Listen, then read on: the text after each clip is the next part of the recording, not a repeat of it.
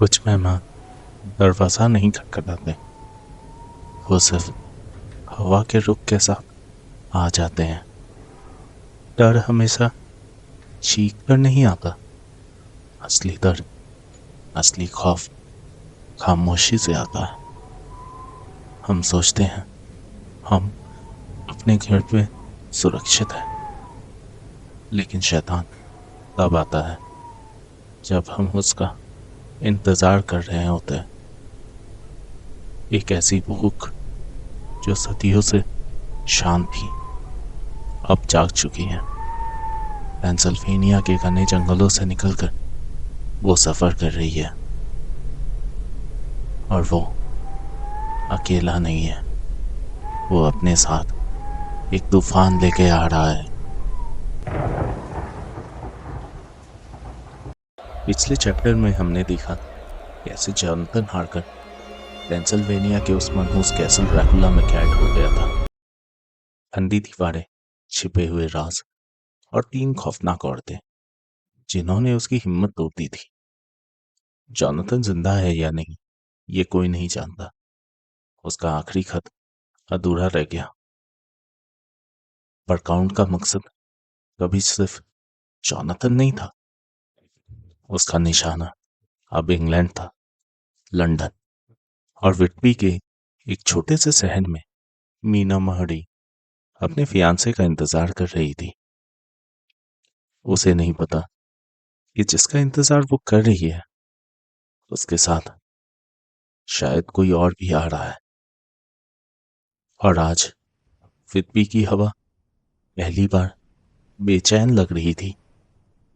विटबी England का एक शांत और खूबसूरत किनारा। यहाँ की हवा में नमक और पुराने मछुआरों की कहानियां खुली हुई हैं। आमतौर पर यह जगह लोगों को सुकून देती है। लोग यहाँ छुट्टी मनाने आते हैं, बीमारी से ठीक होने आते हैं। लेकिन मीना मोड़े के लिए ये जगह खुली हुई जेल बन गई थी। वो पिछले कई दिनों से रोजाना यहाँ आती थी, उस जगह पर जिसे लोग ईस्ट क्लिफ कहते हैं, जहां से पूरा हार्बर और दूर तक फैला समुंदर दिखता था। मीना वहां घंटों तक बैठी रहती। उस बेंच की लकड़ी अब शाम की नमी से गीली हो चुकी थी, लेकिन मीना को होश नहीं था।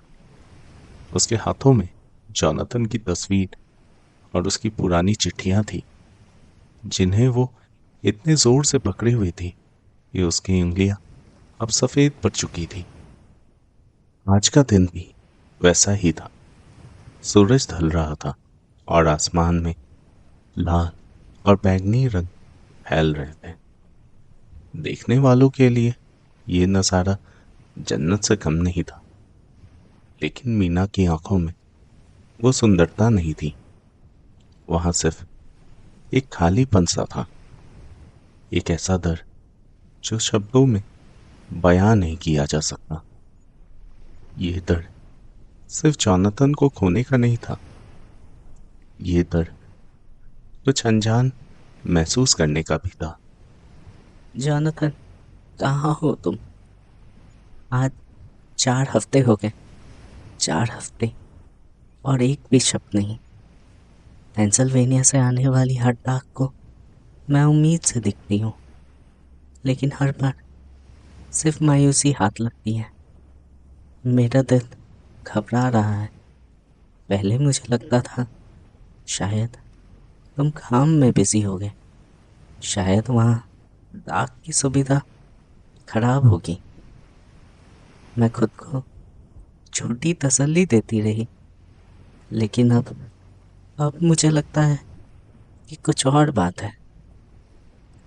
मुझे सपने आते हैं जॉनथन, ऐसे सपने जिसमें तुम चिल्लाना चाहते हो, पर तुम्हारी आवाज़ निकल नहीं पाती।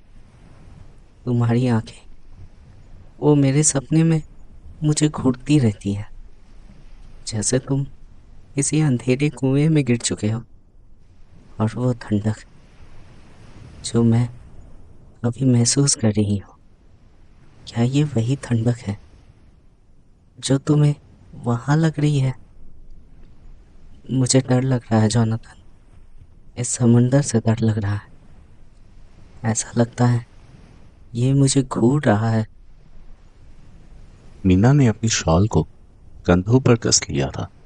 हवा में एक अजीब सी ठंडक आ गई थी। हालांकि मौसम गर्मी का था, ये ठंडक मौसम की नहीं थी। ये ठंडक उसके अंदर की थी। वो अकेली नहीं थी वहां, उसके साथ उसके बचपन की दोस्त लूसी वेस्टेंड्रा भी आई हुई थी। लूसी जो बिल्कुल अलग थी, चंचल, खूबसूरत और जिंदा दिल, जिसे अभी हाल में ही आर्थर होमवुड ने प्रपोज किया था। वो अपनी नई जिंदगी के सपने बुन रही थी। लूसी कोशिश करती थी मीना को हंसाने की, उसका ध्यान भटकाने की। वो नए फैशन की बातें करती, शादी की बातें करती, लेकिन मीना का ध्यान हमेशा उस होराइजन पर रहता जहां आसमान और समुंदर मिल रहे थे, जहां से अंधेरा शुरू हो रहा था। विट्टी का ये हिस्सा थोड़ा अजीब था। एक तरफ खूबसूरत समुंदर और ठीक उसके ऊपर पहाड़ी पर एक सदियों पुराना ग्रेवयार्ड, जिंदगी और मौत का एक अजीब सा मिलन। वहां के लोकल लोग कहते थे कि इन कब्रों में जो सोए हैं वो रात को समुंदर की बातें सुनते हैं। वहां अक्सर एक बूढ़ा आदमी बैठा करता था, मिस्टर स्वेल्स। मिस्टर स्वेल्स 90 साल के थे। उनके चेहरे पे इतनी झुर्रियां थी जैसे किसी पुराने पेड़ की छाल हो। उनके हाथ अजीब से मुड़े हुए थे, लेकिन उनकी आंखें वो तेज थी। वो वहां के हर पत्थर, हर कब्र और हर भूत की कहानी को जानते थे। आमतौर पर मिस्टर स्वेल्स मजाक करते थे। वो मीना को कहते थे कि ये सब भूत प्रेत की बातें बकवास है। वो कहते थे कि मौत बस नींद है और कुछ नहीं। लेकिन आज आज मिस्टर स्वेल्स कुछ अलग लग रहे थे। वो चुप थे, उनकी हंसी गायब थी। वो अपनी यूजुअल जगह पर बैठे तो थे, लेकिन उनकी पीठ झुकी हुई थी। मीना उनके पास जाकर बैठ गई। उसने सोचा शायद पुरानी कहानी सुनकर उसका मन बहल जाएगा। Mister swells. मीना ने धीरे से पुकारा, लेकिन मिस्टर स्वेल्स ने मीना की तरफ देखा भी नहीं। वो बस समुंदर की तरफ देखते रहे, नाक सिकुड़कर, जैसे हवा में कोई बदबू ढूंढ रहे हो। उनकी सांसें भारी चल रही थी। बिटिया, आज हवा का स्वाद कुछ अलग है ना? महसूस कर रही हो तुम? मिस्टर स्वेल्स, आप क्या कह रहे हैं? मौसम तो बिल्कुल साफ है। देखिए, सूरज कितना प्यारा लग रहा है। नहीं, साफ नहीं है। ऊपर से साफ दिख रही है, लेकिन अंदर अंदर गंदगी है। मैंने अपनी पूरी जिंदगी इस समुंदर के किनारे गुजार दी बिटिया। मैंने तूफान देखा है, जहाज डूबते हुए देखा है, लोगों को पानी में चिल्लाते हुए सुना है। मैंने मौत को कई बार करीब से देखा है, लेकिन आज आज हवा में मौत जैसी बू आ रही है, सड़ी हुई पुरानी बू। ये वो मौत नहीं है जो भगवान भेजते हैं, ये वो मौत है जो खुद चलकर आती है। देखो, देखो उन पंछियों को। मीना ने ऊपर देखा। समुंदरी पंछी जो हमेशा सीधा उड़ते थे, आज पागलों की तरह चीख रहे थे। वो जमीन पर उतरने से भी डर रहे थे।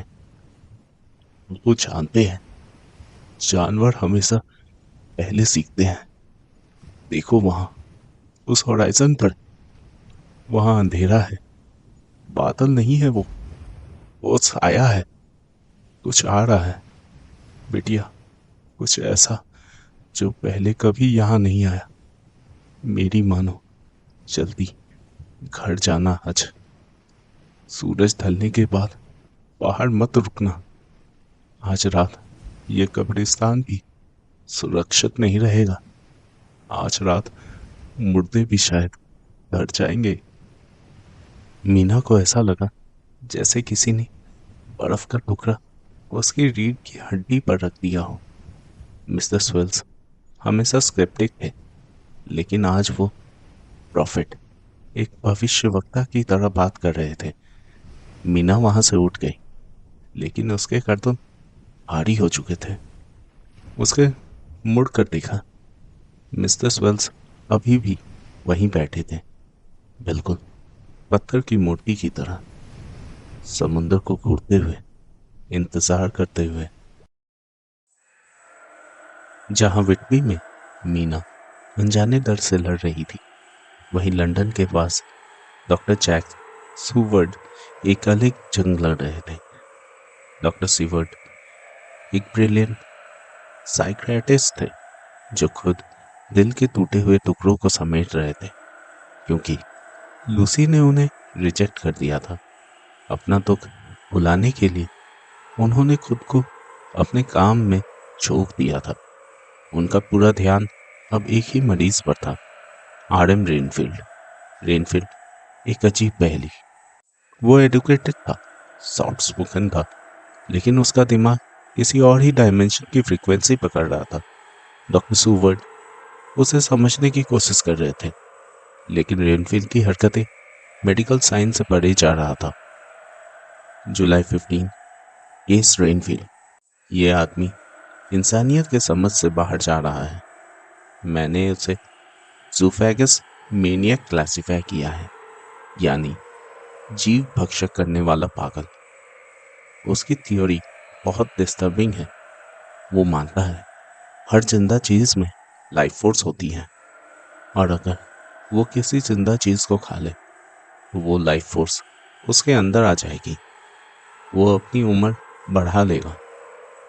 पहले उसने चीनी बिखर कर मक्खियाँ पकड़नी शुरू की थी। हजारों मक्खियाँ उसके सेल में भिन भिन करती रहती थी। मैंने सोचा ये हार्मलेस है, लेकिन फिर उसने मकड़ियाँ मांगी।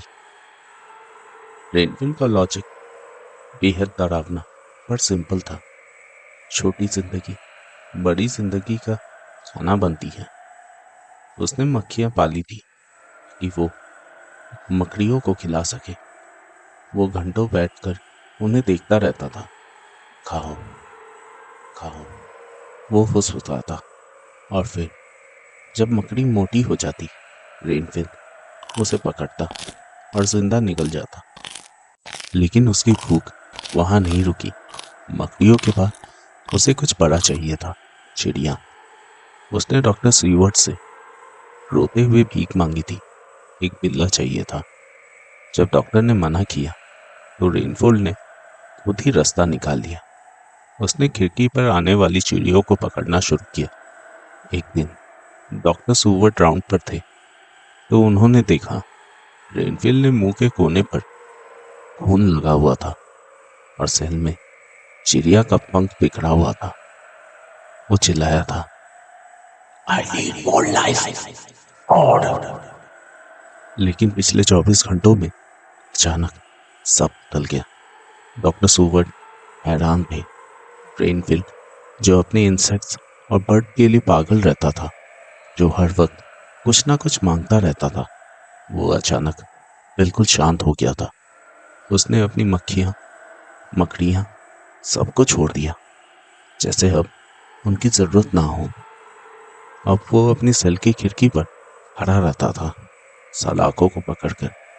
उसकी आंखें बंद होती थी और वो नाक से हवा सूंघता रहता था, जैसे वो कोई शिकारी कुत्ता हो, हवा में किसी नए मेहमान की खुशबू ढूंढ रहा हो। डॉक्टर सूवर्ट ने नोट किया, रेनफील्ड का ध्यान अब खाने पर नहीं था। उसकी भूख मिट चुकी थी। ऐसा लगता था जैसे उसे कोई प्रॉमिस मिल गया हो, कोई बड़ा प्रॉमिस। डॉक्टर सूवर्ट जब उसके सेल के पास गए तो उन्होंने देखा रेनफील्ड कुछ बड़बड़ा रहा था। डॉक्टर ने कान लगाकर सुनने की कोशिश की। आ रहे हैं, हाँ, हवा बदल गई है। मैंने सफाई कर ली है। मैंने सब त्याग दिया है। अब मुझे छोटी जिंदगी नहीं चाहिए, बड़ी जिंदगी आ रही है। मास्टर मास्टर करीब है। डॉक्टर सीवर्ड ने उससे पूछा, कौन आ रहा है रेनफिल? लेकिन रेनफिल ने कोई जवाब नहीं दिया। वो बस मुस्कुरा रहा था, एक ऐसी मुस्कुराहट जिसमें डर नहीं बल्कि भक्ति थी। उसका दिमाग अब एक रिसीवर बन चुका था, एक एंटीना, और जो सिग्नल वो पकड़ रहा था वो लंदन से दूर समुंदर के रास्ते तेजी से इंग्लैंड की तरफ बढ़ रहा था। उधर विटबी में नेचर ने अपना खेल दिखाना शुरू कर दिया था। जैसा मिस्टर स्वेल्स ने कहा था, मौसम अचानक बदल गया। सुबह जो धूप खिली थी वो अब एक भयानक अंधेरे में गुम हो गई थी। ये तूफान नॉर्मल नहीं था। हवा रुक रुक कर नहीं चल रही थी, बल्कि ऐसे तेज चल रही थी जैसे कोई इनविजिबल हाथ पूरा शहर उखाड़ कर फेंकना चाहता हो। समुद्र जो हमेशा नीला रहता था अब काला पड़ गया था। बड़ी बड़ी लहरें किनारे के पत्थरों पर टकरा रही थी जैसे वो जमीन पर चढ़ना चाहती हो। पूरे शहर में डर का माहौल था। मछुआरों ने अपनी नावों को बांध लिया था। वो अपनी घर के तरफ भाग गए थे। लेकिन सबसे अजीब बात थी, कुत्ते, पूरे विद्वी के कुत्ते अजीब तरीके से बिहेव कर रहे थे। वो हार्बर की तरफ मुंह करके भौंक रहे थे। उनके बाल खड़े थे। वो हवा में मानो किसी ऐसी चीज को देख रहे हो जो इंसान ना हो, बल्कि एक इनविजिबल दुश्मन हो। हार्बर पर कोस्ट गार्ड परेशान थे। बैरोमीटर तेजी से गिर रहा था। इतना लो प्रेशर उन्होंने आज तक नहीं देखा था। कोस्ट गार्ड ने अपनी लॉग बुक में लिखा, तूफान पास है, लेकिन हवा की दिशा समझ नहीं आ रही। हवा हर तरफ से आ रही है और कहीं से भी नहीं आ रही है। ऐसा लगता है तूफान खुद किसी चीज को धक्का देकर यहाँ ला रही है। मीना अपने कमरे की खिड़की से ये सब देख रही थी। कांच थरथरा रहा था। मीना को मिस्टर स्वेल्स की बात याद आई। कुछ आ रहा है। और तभी उसने देखा, समुंदर के उस पार ढूंढ को चीरते हुए एक साया उभरा। एक जहाज, रशियन स्कूनर लग रहा था। लेकिन यह जहाज नॉर्मल तरीके से नहीं चल रहा था। उसके पल फटे हुए नहीं लग रहे थे और वो हवा से तेज चल रहा था। ऐसा लगता था जैसे लहरों के ऊपर वो खुद ब खुद फिसल रहा था। हार्बर की लाइट्स उस पर पड़ रही थी, लेकिन जहाज ने कोई जवाब नहीं दिया। ना कोई सिग्नल, ना कोई लैंडर, ना कोई आवाज। हे भगवान, वो क्या है? वो जहाज वो सीधा चट्टान की तरफ आ रहा है। कोई उसे मोड़ क्यों नहीं रहा? कैप्टन कहाँ है? क्रियो कहाँ है? ये रुक नहीं रहा, ये रुक नहीं रहा।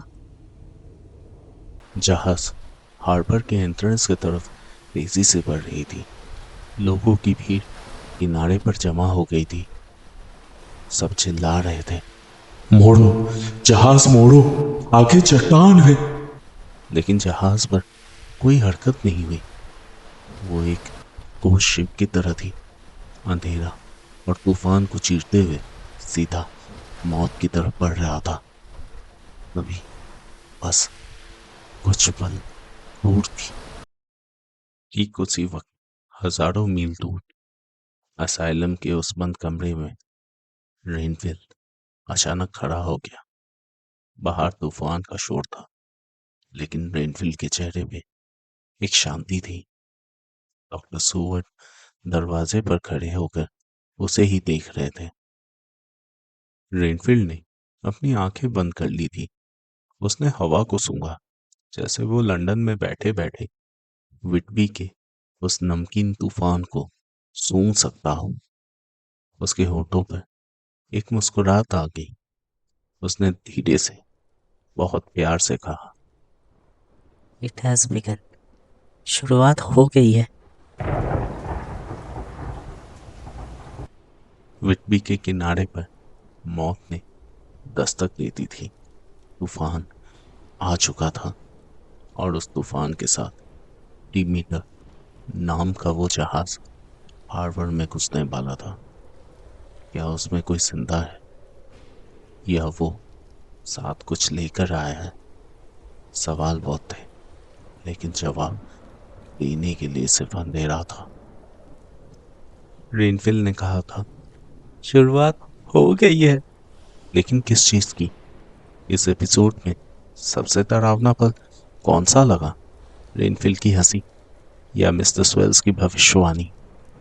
नीचे कमेंट करके जरूर बताएं। अगला एपिसोड द अराइवल बहुत जल्द आ रहा है, तो सब्सक्राइब करना मत भूलिए। सी यू इन द डार्क।